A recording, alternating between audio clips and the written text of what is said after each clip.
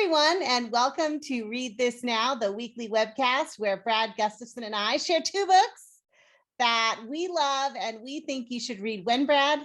These are books worthy of reading right now, people. Right now, do not delay. And speaking of not delaying. That's right. Go for it, Jen. It's good to be back. I'm stepping on your toes as usual, and you're still dancing gracefully. So we haven't lost anything. I know, right? It is good to be back because we have had a few weeks of not seeing each other just because of our schedules. So I'm super excited to hear about what you've been reading.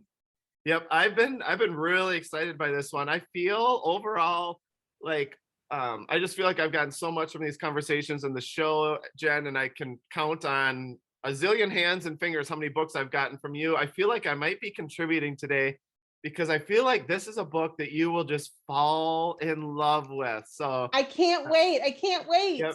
Now there is a little, now that I've built up the expectations, probably unfairly so, this was published in 2014, so it's a little bit risky because there's also a chance maybe that you've already read it. And you'll be like, Brad, I've been talking about that book for a while. But anyway, so here we had David LaRochelle come to our school for an author visit. And, I would bop in the media center sometimes and just listen to the read alouds and such leading up to the visit. It was really cool how our media specialist was just engaging kids with the different books and talking. And they loved all the books, but one book, Jen, they would not stop talking about and checking out and reading and rereading leading up to his visit.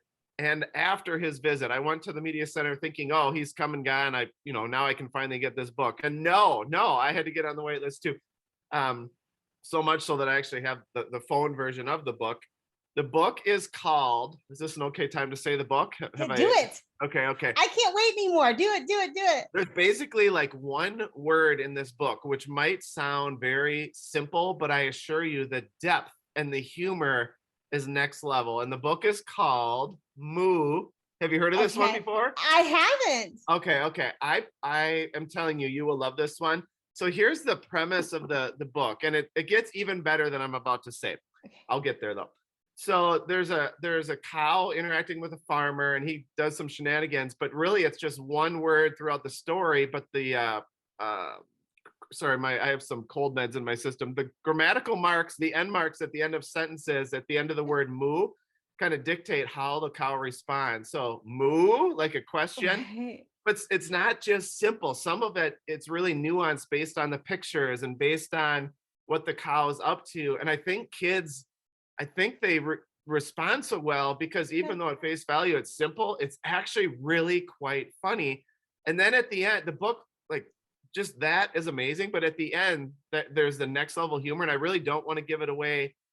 I usually don't promise, I just say it, but I'm gonna promise, like, if you read this book and get to the end and aren't just pleasantly surprised thinking that is brilliant, I'll be surprised.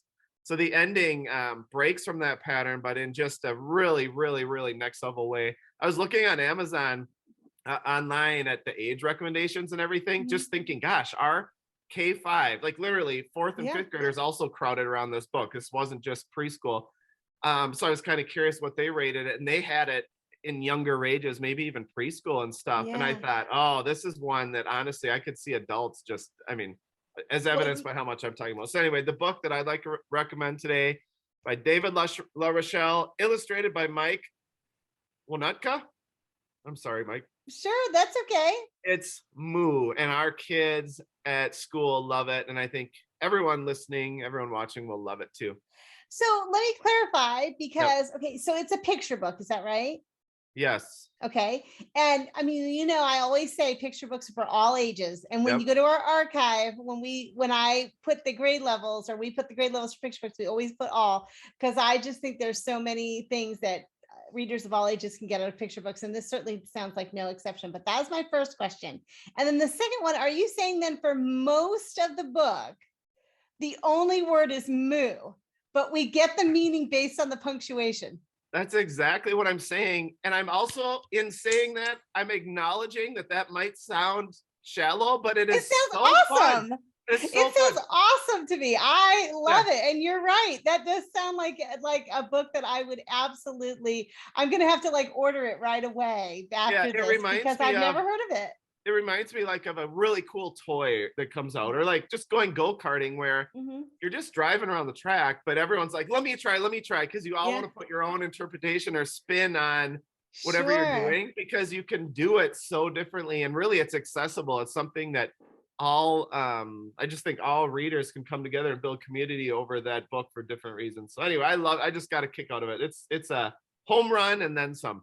I love it. I love it. Well, that's exciting. Thank you. And you know what's funny is that our books this week, they have two things in common. You know how I'm always like sort of trying to make the connection between Yes. my book and yours? Well, this week our books have two things in common. First is that I don't have the book either. I gave it away last week. So I'm going to have to use the phone cover just like you. That's the first thing.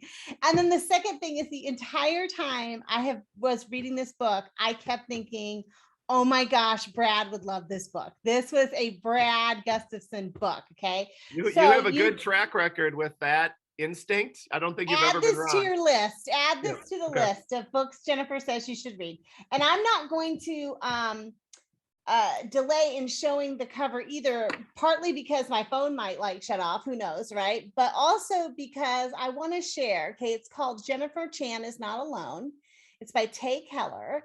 And I just want to kind of share this cover, which I think will mean a lot more to people once they read the book. But I'll tell you a little bit about what it's about.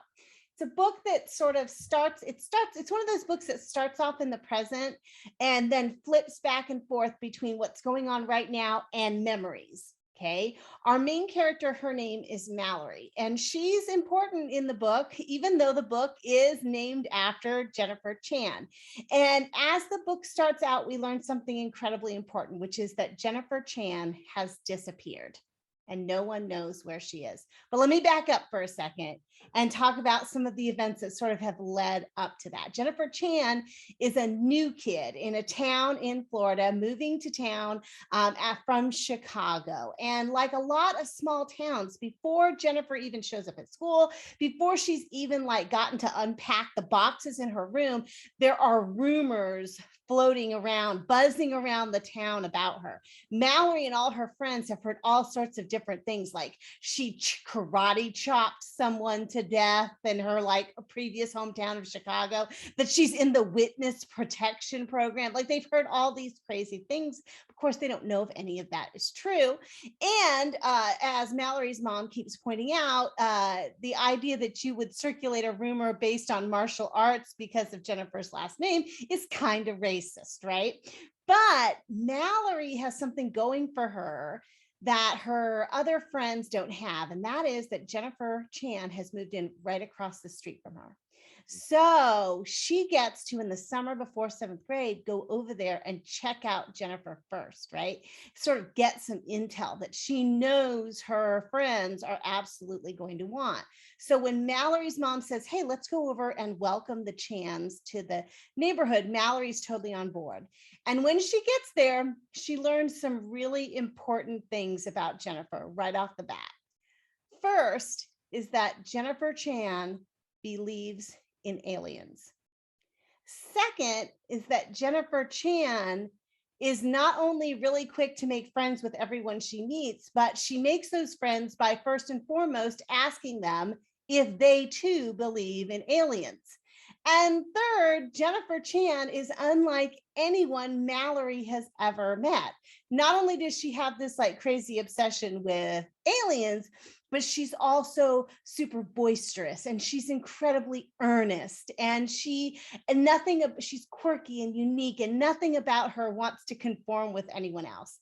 And the last thing Mallory realizes during that first day when she meets Jennifer is that there's no way Jennifer Chan is going to fit in with her friends in the seventh grade. And that all of the things that make Jennifer Chan quirky and unique are also a recipe for disaster in terms of being popular and fitting in the seventh grade. So then when Jennifer Chan goes missing, Mallory is left to wonder, what has happened? Are there really aliens and they finally come to get Jennifer Chan? Or did Jennifer Chan disappear because of something she did? Something involving an incident that we don't know anything about as readers until the very end, but we keep getting glimpses of through these flashbacks and these memories. The only thing we know for sure is that Mallory feels responsible and that she has to do whatever she can to find Jennifer and set things right. It's called Jennifer Chan is Not Alone. It's by Keller. It's brand new this year. And I love this book so, so much. I think you should read it right now. Jen, you know it's a good book talk when you have me wanting to scream, why is it Mallory's fault? Like why is she having to assume this? Right. Well, I can't tell you that. I Okay. can't tell you that because that would be too much of a spoiler, but I Okay. promise you'll want to read it to find out. Love it, Jen. The reunion show was just as I expected. Two great books. Let's dust the get the dust off the web link, right? If people want to go and see what else we've been talking about, just go to bit.ly/read_this_now for a curated list year by year of lots of great titles. Yes. And all of our videos, in case you have nothing better to do and just want to spend your summer with us, right? Why wouldn't you? Awesome. Great to see you again, Jen. You too, my friend. Until next week, happy reading, everybody.